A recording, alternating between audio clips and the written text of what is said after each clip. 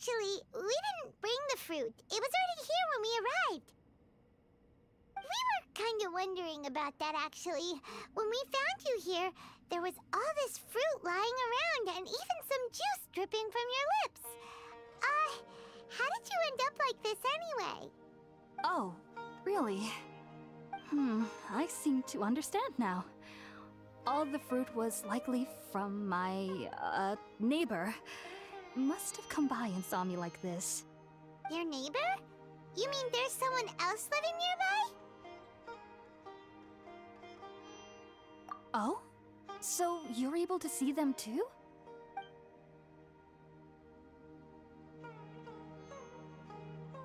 Wait, hold on a second, Traveler. You say that before we arrived, you saw some mysterious creature and suddenly had a strange dream? Isn't that a little too crazy to believe? No, I actually do believe what the Traveler is saying. I myself had a similar experience once before and ended up scaring my timid little neighbor here. You needn't worry. They mean you no harm. They only dragged you into the dream because they hoped to buy themselves a little time in order to scurry away. So, Hypatia, just what kind of creature is your neighbor exactly? I'm not sure what it's called, to be honest. But I do know that they have some sort of deeper connection with the Dendroarchon. I know this because the first time I saw them was also the exact day my consciousness was able to form a connection with Irminsul. Even after I opened my eyes and stopped meditating, my heart was still pounding, and my mind was racing with all the knowledge that I had touched. And at that very moment, I suddenly noticed a small figure at the opening of the cave. In my curiosity, I began to walk over to the creature. They must have already been used to me living in the cave, because they didn't seem to mind me approaching them. They just kept doing whatever they were up to. It wasn't until I crouched down next to them that they suddenly realized that I could see them. Oh! And then? And then I had a dream. By the time I came to, they were nowhere to be seen. I was convinced they'd never show up again. But sure enough, I saw them nearby a few days later. And they weren't alone. I feel like they aren't as afraid of me as the first time I approached them. But I never would have expected them to save me. Yes, no doubt about that. By the way, Tighnari mentioned in his letter that you had questions for me regarding Irminsul.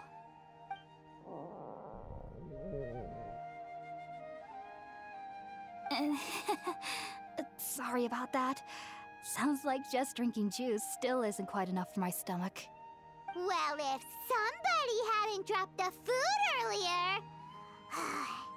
Anyway, looks like we'll need to prepare something ourselves. Besides, Paimon's getting hungry too. Let's eat first and talk about Irminsul later. Alright, we're up, Traveler. Today's menu will feature sweet madame and a radish veggie soup. You'll love them, Hypatia. They're our specialties after all. Sounds good. I've never tried any dishes from other nations before. I certainly look forward to it. It's been so long since I've had a decent meal, too. To be honest, the last time had to be when Tighnari came to visit.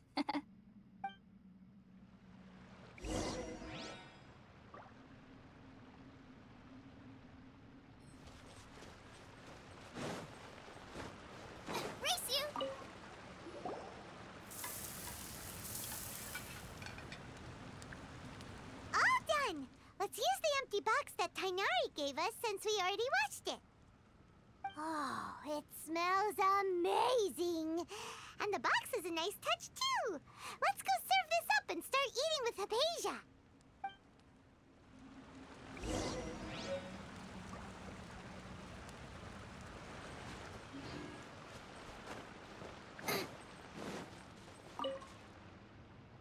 Are you already finished cooking? Smells delectable. I'm truly thankful whenever I can enjoy a proper meal like this. Cooking really isn't my forte.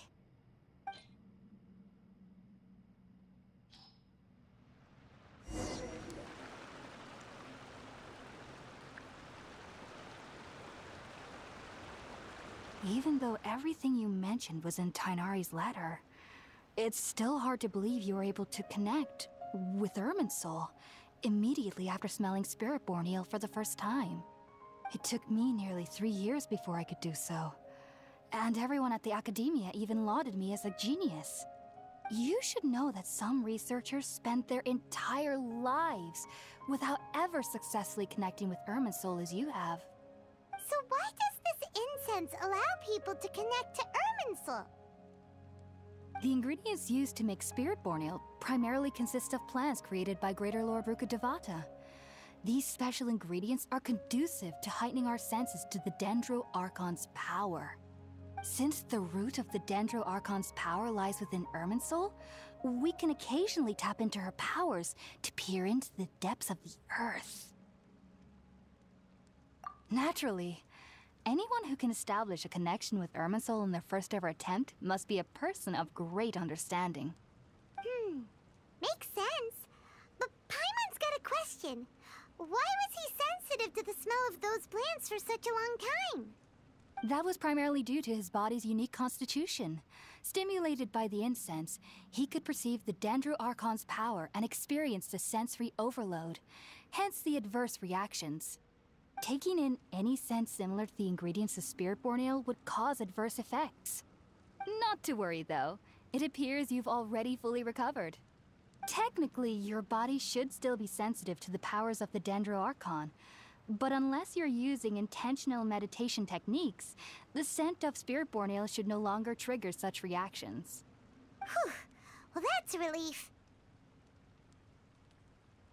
I must admit, I am quite envious of your abilities. Even if it meant suffering from pounding headaches for the rest of my life, I'd consider it worthwhile so long as I could connect with Irminsul at will. Whoa, you're really serious about this whole thing, aren't you? I am a researcher after all. As a member of the Ritaoist Darshan at the Academia, my main area of research is the stars and their connection to the fate of living beings. But there is still so much we don't know, especially regarding the mysteries that lie in the starry skies. Which is why I must turn to the all-knowing Irminsul for answers. If only my perception wasn't so limited. Unfortunately, I cannot guarantee that my every attempt to attune with Irminsul will be successful, or that doing so will leave my consciousness intact. I am currently in the stage of training known as Satyavada life. Many researchers in Sumeru have lost their minds while seeking to attune with Irminsul during this stage. Sages have said that Irminsul contains divine knowledge, and touching such knowledge without the proper preparations and abilities will only lead to one's mind caving in on itself. That's why we meditate alone. We need to ensure that our minds will be calm while minimizing the possibility of involving anyone else. Whoa, so knowledge from Irminsul can be super dangerous. Aren't you afraid of the risks, Hypatia? Of course I do. Especially during nights that are pitch black with no moonlight, and dead silent without even the sound of insects. However, I've been feeling better as of late. I don't get as scared anymore knowing that I have a little neighbor living nearby. I believe that being able to see them is a sort of blessing from the Dendro Archon. But what's strangest of all is that they're clearly an envoy of the God of Wisdom herself, and they have the curious power to make people dream. What's so strange about that? It doesn't sound so out of place for a divine being, does it? Well, it's strange because nearly nobody in Sumeru can ever dream. Oh, is that true? Yes, well, to an extent. Only children can dream in Sumeru. Adults, however, never do. The sages say that wisdom implies rationality, but that which occurs in dreams is often neither rational nor logical. Yes, if one struggles with anxieties, those emotions could influence their dreams. The fact that the people of Sumeru do not have dreams is seen as a blessing by the sages. They believe that Greater Lord Rukkhadevata, the God of Wisdom, is keeping us away from the foolish delusions you encounter in your sleep. I was born into a family of scholars in Sumeru City. Ever since I was a child, My parents would always tell me that I'll know I've grown up once I stop dreaming. I studied hard, enrolled as a student in the academia, and went on to become a researcher. Sure enough, I never dreamed again. But then, on the day I scared the little Aranara, I suddenly saw a dream again. It was incredible. Though I don't exactly remember what I saw, I clearly recall the feeling. I suddenly felt like I was a child again. Back then, I was foolish and ignorant as any youth would be, but I was free of fear.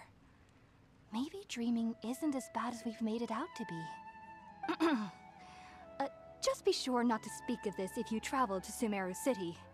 They'll look at you as if you've lost your mind. So, do you have any thoughts about the things he saw when he connected with Irminsul? Sorry. I'm afraid I don't have any answers as of now. All I can say is that what you saw is a memory contained within Irminsul itself. World forget me. What could that possibly mean? If only I could ascend past Satyavada life and begin Paripurna life. I might have some more answers for you. If you two are ever in the area again, please be sure to come and see me. There's no need to be thanking me. You two are my saviors. Besides, I'm already looking forward to tasting some more of your cooking. Now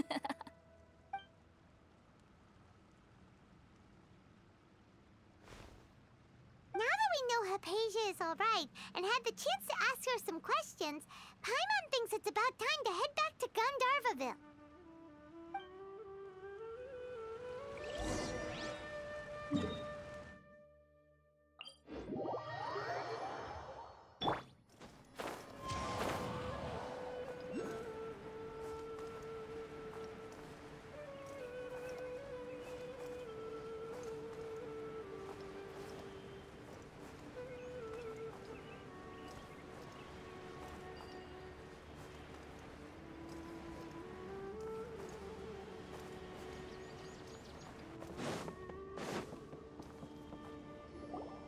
Think about it, Tighnari. Refusing to join is tantamount to burying your head in the sand.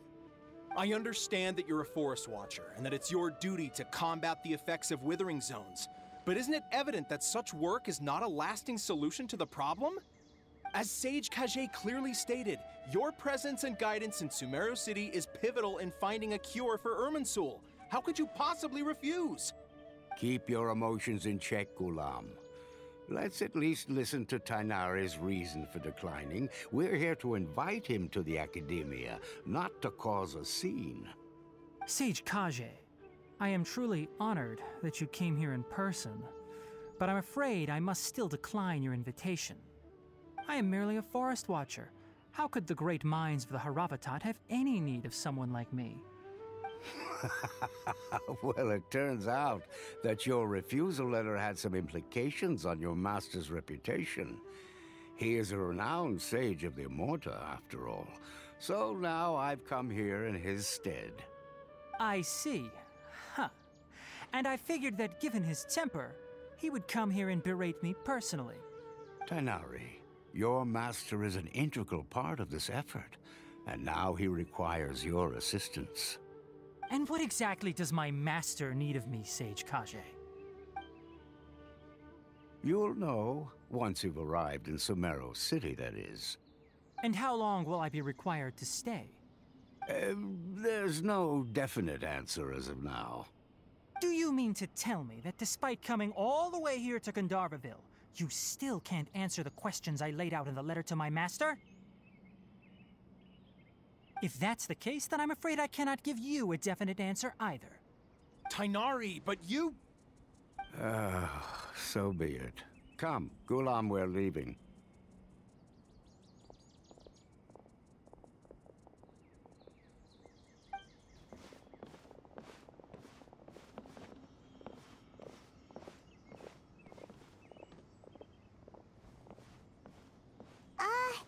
Tighnari, what was that all about? It's nothing. Some people from the Academia wanted me to go to Sumeru City to assist them with a project. but I had to refuse on account of all my responsibilities here. But all that can wait. How did things go with Hypatia? It was quite the eventful trip, but the main thing is that she's safe and sound. She answered a bunch of questions for us, too. Very good. Now that the traveler has made a full recovery, there shouldn't be any reason for you to tarry here longer. I assume you will be heading to Sumeru City, correct? That's right! We want to meet Lesser Lord Kusanali and ask her for advice. Do you have any idea on how we can find her? Sorry, I'm afraid I don't have any advice for you there. Well, do you at least know anyone we can try asking in Sumeru City? Let me think. My trips to Sumeru City have been fairly short, and most of my acquaintances are researchers. How about this? I'll write you a letter of introduction that you can give to a researcher I know. He's from the Amurta Darshan and is adept at gathering information. Asking him might prove worthwhile. Also, when you enter Sumeru City, you'll probably end up receiving something like this item here. I'm not sure if it will ever come in handy for you, but maybe you can give it a try. Oh? What is it? It's called an Akasha Terminal. It's a tool produced by the Academia that utilizes the legacy of Greater Lord Rukkhadevata. Some say that this very item is the basis of Sumeru's reputation as the City of Wisdom. Needless to say, this device and its usage fall under the Academia's expertise, so I'll leave it to them to show you how to use it. Great! Next up, Sumeru City! But wait, before that... That's right! Tainari, we have something important to say to Kale before we leave. Is she doing better now? Yes, she's doing much better. After being confined to her bed all this time, I thought a little walk would do her some good. Last I saw her, she was taking the path towards the North Crossing. She knew you two would be leaving soon, so she must have wanted to see you off. Thanks, Tainari. All right, let's go! Farewell, and good luck to you both. For the next interview, I think I'll start with these questions.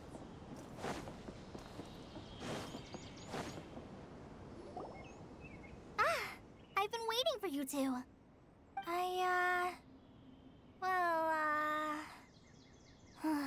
Never mind. I guess I should just wish you two a safe and successful journey. Thanks for waiting here just to see us off, Kale. We're headed to Sumeru City.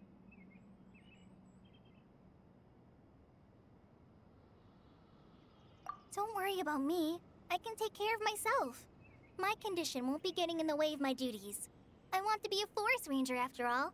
It's up to me and the others to protect the rainforest here. And, I'm sorry. I should have told you both about my condition when we first met. I just wanted you two to treat me as a normal friend, not some girl that needs your sympathy. But I guess now I understand that the most important thing is for friends to be genuine with one another. There's no need to apologize, Kale. We should be thanking you for trusting us enough to be your friends and sharing your past with us. We're probably still gonna worry about your condition, but that's because we're friends and we care about you. Thank you. That means a lot. Before you leave, I have something for you. Oh? What is it? It's my recipe for pita pockets. I told you that I'd give you a copy, remember? My handwriting is a little, messy, so please don't laugh. Yay! Thanks, Kale. Now we can eat those scrumptious little pitas whenever and wherever we like. I hope that whenever you eat them, you'll both remember your time here in Gandharvaville. Well then, I, trainee Forest Ranger Kale, bid you both farewell. Please visit Gandharvaville again. The Rangers will always be ready to assist you here.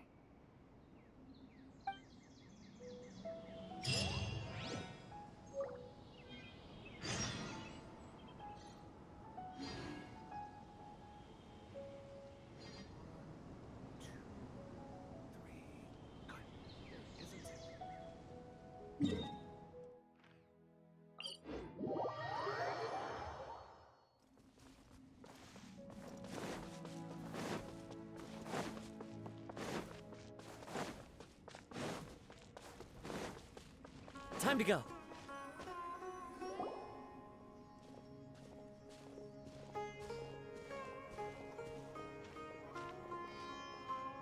Sumeru City! We finally made it. Oh, did you see that? When those people entered the city, something on their heads lit up.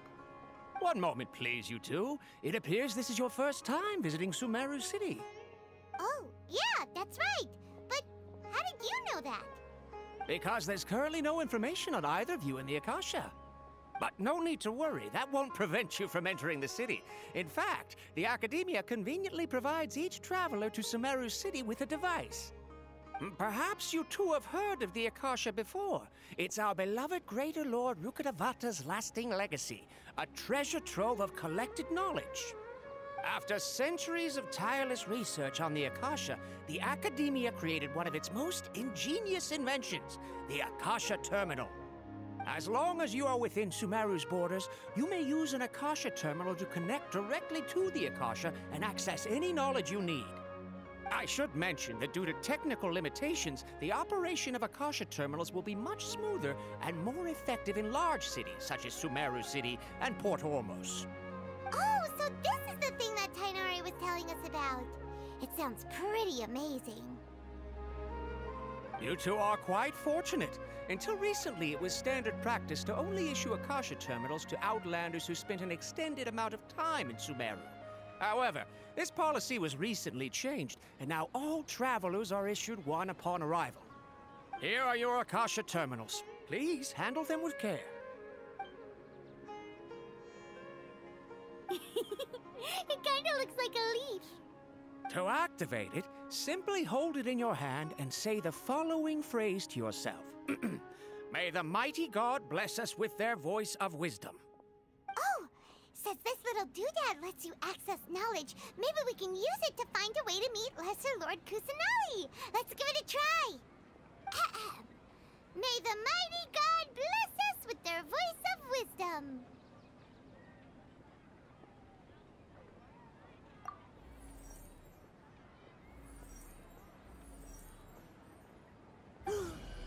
Whoa! Just now, something clicked, and Paimon suddenly knew how to use this thing. It seems all we need to do is concentrate on what we want to know, and bam! You get it. Oh, that'll come in real handy. Exactly. That is the power of the Akasha. And with that, let me officially welcome you both to Sumeru City. May the wisdom of the Dendro Archon always be your guide. Okay, now that we're in, we can check the Akasha about Lesser Lord Kusanali. Let Paimon try. 500 years ago, the sages found a newly born deity from within some scorched ruins. The deity now resides in the sanctuary of Suristana. Seems pretty similar to what Kali was telling us. Okay, next, let's concentrate on asking how to meet her.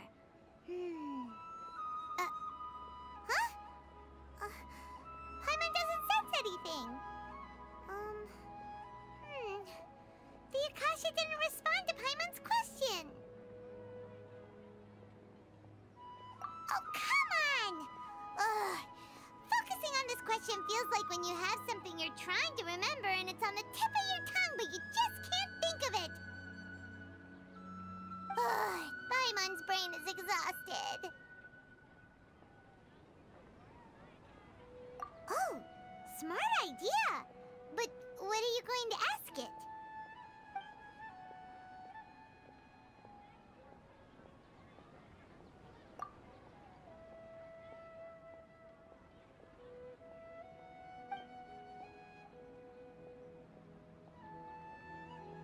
Huh. Could it be because we're Outlanders and we've only just arrived in Sumeru? You know, maybe we're not qualified to receive an answer to this sort of question or something.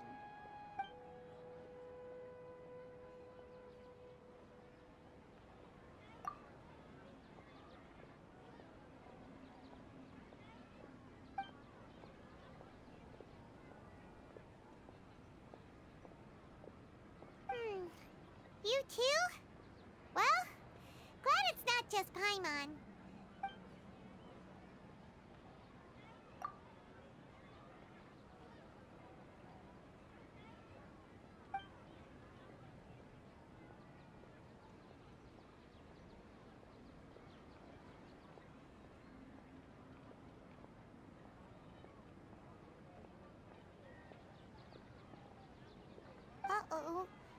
Paimon's getting all teary-eyed all of a sudden. It feels like the people of Sumeru really missed their Archon.